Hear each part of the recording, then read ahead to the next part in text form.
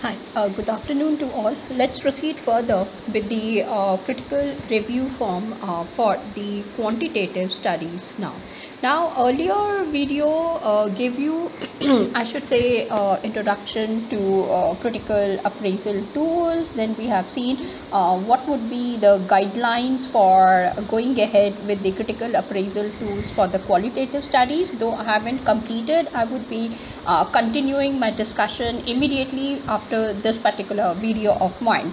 Then I showcased the critical review form for the qualitative studies, and in this particular video walk of mine I would love to go ahead and introduce the critical review form for the quantitative studies, and we will understand as to what if, for example, if you have a quantitative paper in front of you, then how would you read it and go ahead, and then I will show you what is the importance of going and using such review forms for preparing your own review of literature or for the critical discussions your particular papers. So here you can see that the purpose of the study, that is the first one, and is basically the question, was the purpose and or research question stated clearly or not? So your answer is either yes or no.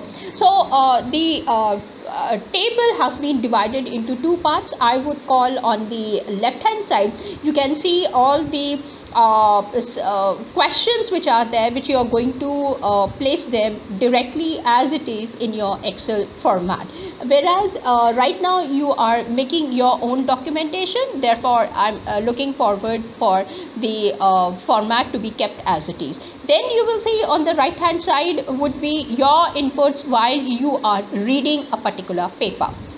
So for the first question, that is purpose of the study, you would see outline the purpose of the study or research question, as I discussed in the earlier video also. Describe the justification of the need for the study. Now for example, if you see a paper which is quantitative by nature, now, do you really understand at the beginning in their discussion on background or rationale or introduction part? Now, it depends from journal to journal again. Now, if you are a serious reader of your articles and you are focusing exclusively on the Scopus and the ABCD papers, it's always better that you focus on those papers, and when you are reading, start noting down all these things also. So this makes your own library, I would say, or a data sheet which is continuously getting populated with various information which is required for your own research work. Now the second is, so you will see the justification as to why I have to do it.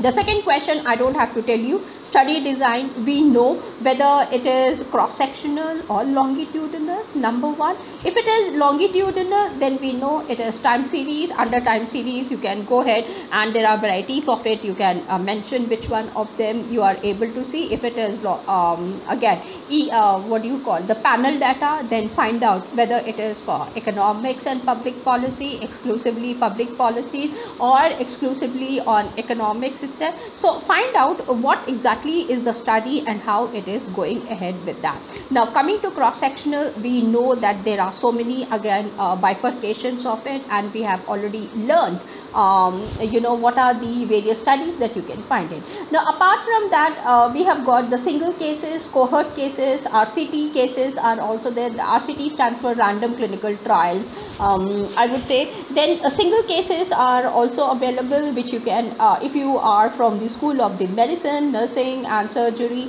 and the other traditional medicine schools, then you can go ahead and you can include as per your this thing and then go forward. Then you have got the law and legal studies. Now I'm not bifurcating those kind of study designs as of now.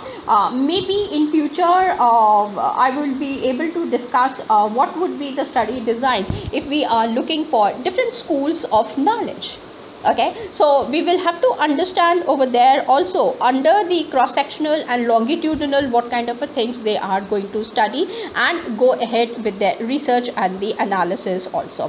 Then we have got the methods which are used. Now That is the one reason and a great part of our quantitative studies, wherein you will be able to see that yes, methods which are being used are either experimental studies or they are structured interviews, I would say questionnaires, surveys, all those kind of stuff, surveys which I was mentioning, and observations also. So depending upon these 4-5 cases that you have got, you can proceed further and you can say that yes, this is. Now here I'm not talking about the research methodology that we usually use in the quantitative studies. That would be coming forward and we will see the discussion on that. Here describe the method. If it is experiment, pre, post, or they do it like this also, which I have seen, pre, during the treatment and post the treatment. That also you can go ahead and you can take care about it. Then you will see that different kind. Now here you can have a look, are the methods congruent with the philosophical underpinnings and purpose. Now again, philosophical assumptions which nobody touches, that also you have to understand and write it down. No, make a note that yes, is the mention present over there? If not, then what is the reason behind it? Or is it the case that yes, the same author had written and published earlier paper in which he has said, or certain things are being taken as the assumptions and then they are being published. So you will have to look into all these kind of questions also for yourself. Then comes the sampling. Sampling is very important in quantitative studies along with the population. In fact, in my Excel sheet, what I do, I place make a column for population also, and then I go for the sampling. However, sampling itself has a lot of importance. Therefore, what are the questions that you need to raise when you're talking about the sampling? It is basically, the first one would be, was the process of selection described? For example, if I am in Delhi and if I am trying to cover an area of Delhi, did I mention it appropriately that yes, I am focusing on South Delhi or a North Delhi or Eastern Delhi or the Western Delhi or Northeast Delhi or Southwest Delhi? How am I describing? All those things are also important for us. Was the sampling method appropriate to the study purpose? Sometimes what happens, in hurry, we may not use G power. We might go ahead and use online tools. So did you mention that what kind of sampling methods were being taken care of for your study or not? Are the participants described in adequate detail? Now if you look certain papers that describe your participants, I focused exclusively on the age group of 18 to 20. So again, you don't have to mention in your data analysis that yes, my demographic consists of this particular area. You have already mentioned, it's for taken for granted that for the entire analysis the age group is 18 to 20 or 21. Then after that, if it is described yes, and then you say how did you identify. If it is no, was sample size justified? Now if you do online, I have seen that, I'll show you later on when I'm focusing on the qualitative sample size and the quantitative, and then I'll make you understand. Sometimes we get that formula correct, and then in recent workshops again with Dr. Neeraj Kaushik sir, I saw that he described if it is reflective how it is, then formative how it is taking place, then definitely yes, if you are using smart PLS, what should be taken care as a sample size. I mean, it's an amazing knowledge that he has, and he definitely shared the kind of things which are taking place in Excel or in AMOS or SPSS and now with the smart PLS. So so those things are the ones that we need to focus upon and proceed further. Then what were the outcomes of our studies? Were they clearly mentioned or not? Then here outcome means, were the outcome measures reliable?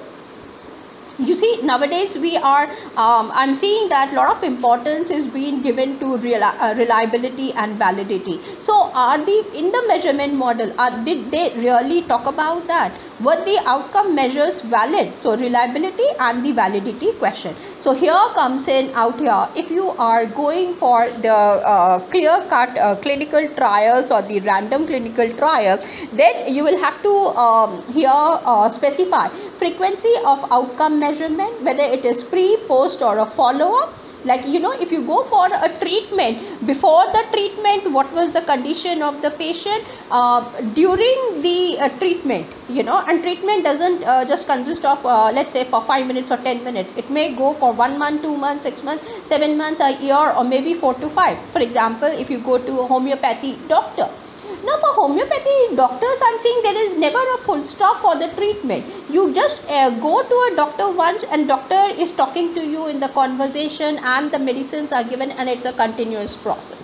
Okay, in allopathy, again I have seen that yes, you yourself take the call, or doctor sometimes says, okay, now you are perfectly fine, you can keep a full stop for yourself. If you are going for a psychiatrist, the psychiatrist has different sessions altogether.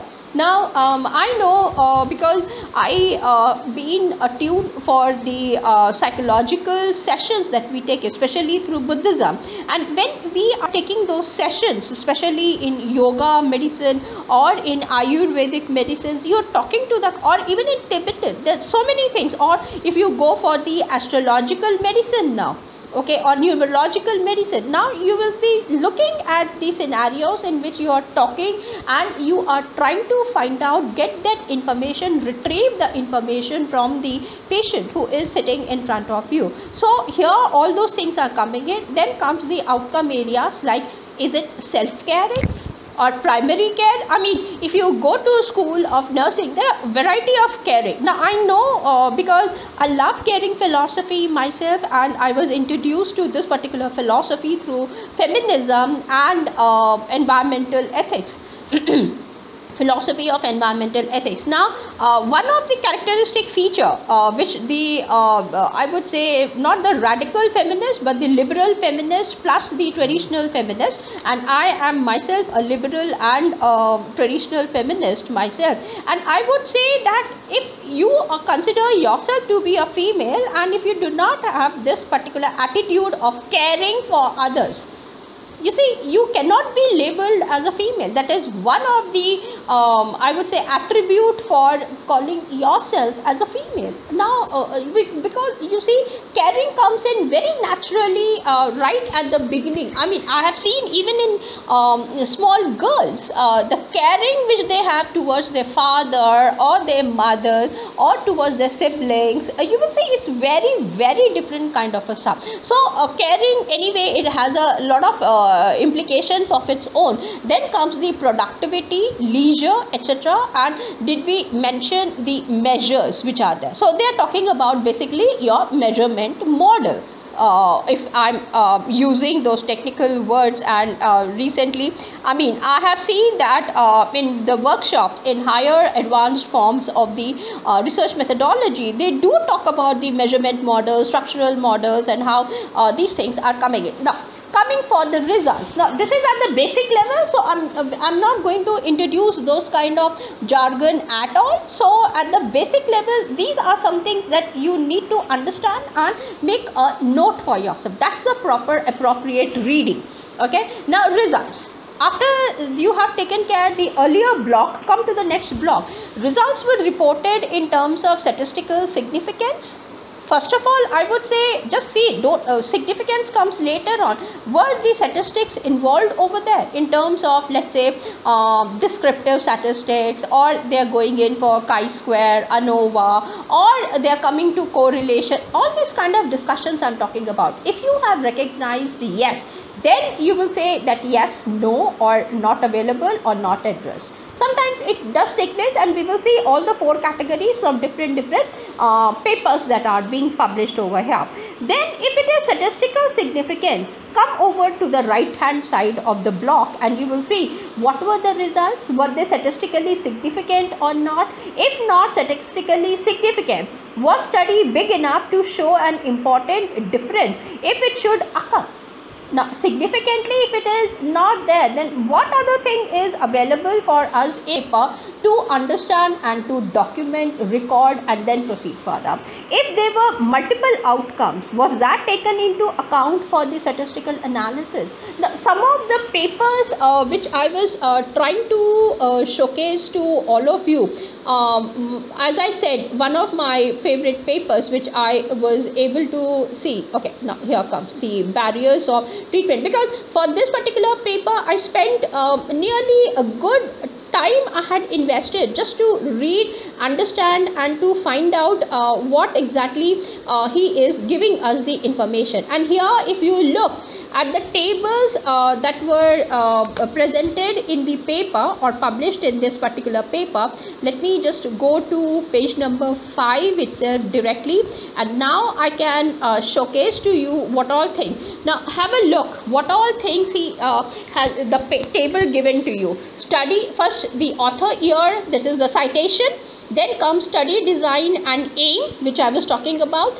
population, yes, then here comes even one more block for the sample size, then comes method and materials, outcome, results, or even conclusion also, and then comes what we call it as the quality of the study, which very few of us document in our ROLs. So here you will see internal validity, what was available in that particular paper, external validity, whether it is moderate, low, severe, how do you classify that, and what is the score. Now calculation of it we will see later on. However, initially you should document all these things also side by side. Then comes if this is one kind of a thing, so you can see how the external validity, internal validity also are being calculated, documented, and nicely published over here in the form of the tables. Now you see, when I was reading this particular paper,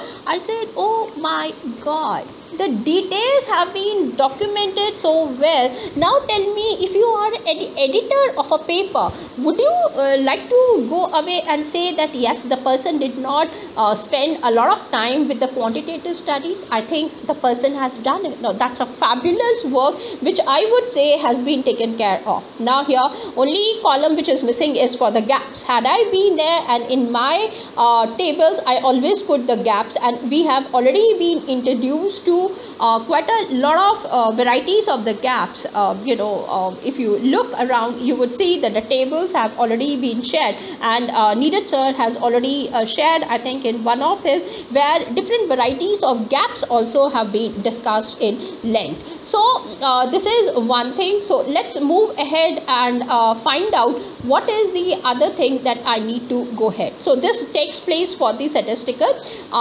significance part of it. Then comes a next question: what were the analysis methods were the analysis methods appropriate? Now you see, sometimes they are even writing in the papers which I am reading what version of SPSS they are using, why they are using SPSS and not, let's say, RStudios or Python or Jamovi. I mean, I don't see those things coming into the picture at all. However, if you are, like for example, I love doing correlation either in R or Python. I don't like to use SPSS. So individuals come and ask me, ma'am, why you are not using SPSS, which is just you have that tab, analyze, correlation, you go ahead, select dependent, independent, or even the bivariate, where you don't even have to think about it, and then you carry forward. I said, try, why don't you try? Why are you asking me? Basically, my choice is my choice. Why don't you also do all by yourself using R and Python and see what differences are there? Parallelogram, which I can get through RStudios or I would say the visualizations I'm talking about, I will not get in SPSS. Now that becomes very important, that yes, you are saying that yes, for performing or conducting a study on correlations between the two variables, whatever the number of variables are there, I'm using so and so technique. Why technique in the sense, the tool I'm talking about, the software. Why I'm using machine learning language, what are the benefits of it? Now just correlation is enough, or I can proceed further also? Now I see that, now I have done correlation, but I'm not keeping a full stop with the data which is already entered over there, entered in the sense imported into the software. Then can't I do the further steps immediately? And I'm seeing such a wonderful things. I don't need Amos or let's say even Smart PLS to get a SEM diagram. Python as well as RStudio, they give you so well and such a beautiful with the colored photographs in front of you, and you are able to see the models also, model testing, like you can if you are performing AIC and BIC I'm talking about, so those things can also be taken care of immediately. Then comes since if you are coming from the School of Medicine, clinical importance was reported or not. Now the importance of correlation, that's what they're talking about, has that been reported? Dropouts, that means, okay, what they meant to say here is that in this particular block, which you can refine it for yourself, data cleaning, data processing, data mining, and then comes the data analysis. All the four things you can put out here and you can answer. Data mining not done. What was the reason? Was it beyond the scope of the paper, or they never wanted to do it? Okay, then outlier, data cleaning, why didn't they talk about data cleaning at all? That is the mandatory step for us to do it. Then did they do that? So these are the ones that you need to go ahead and take care in this particular block of the table. Did any participants drop out from the study? Which means you are dealing with the data cleaning steps now. Okay, missing values, then coming as wrong entered, handling the errors, all those things they are talking out here. Next comes which I could not discuss about the ethical considerations in my qualitative studies also, I did not, and here also you have got. So irrespective of whether you are doing qualitative or quantitative, now you can see that yes, how the papers are going to be read out from your side, number one. Number two, what kind of things needs to be noted out for yourself. If you get all these things as answer on your Excel sheet, now the question arises, what am I going to do next? Okay, before that, let me just explain to you ethical considerations. It's very, very important. For example, you should write it down. Why did you select the age group of 18 to 21 years only? Why not above that? Why not below that? What was the reason behind it? Now that's very important. Now even if you are doing, let's say, in a school, now or in a college, forget about the school. If you are in a college, now 18 to 21 covers my let's say undergrads. Then I have got what I would say as first year, second year and third year. Did you mention that yes, in 18 to 21 years I am covering all these levels also? Okay, so that is number one. In our data, when you are collecting, I see usually people, when I ask them, can you just show me what kind, because even the demographics, the output itself, we can find it out. If it is 18 to 21 and the college data, why was these levels not indicated over there? That is also very important. Similarly, the cycles, you go ahead and you keep on churning out. For example, experts' opinion you are taking up. Okay, number one. Then you are dividing your data into 2 part or 3 part, and then you are sending it for the testing phase. I'm talking about the pilot phase, expert phase, then comes the pilot phase, and then comes the testing phase. Okay, now if you are with the machine learning or the big data, you are talking about training levels as well as the testing levels. Did you find it out and check out with the participant? Did you inform that? That's an ethical consideration for us. Similarly, you are taking the data. However, did you mention the date and time in your sheet? Where is that sheet?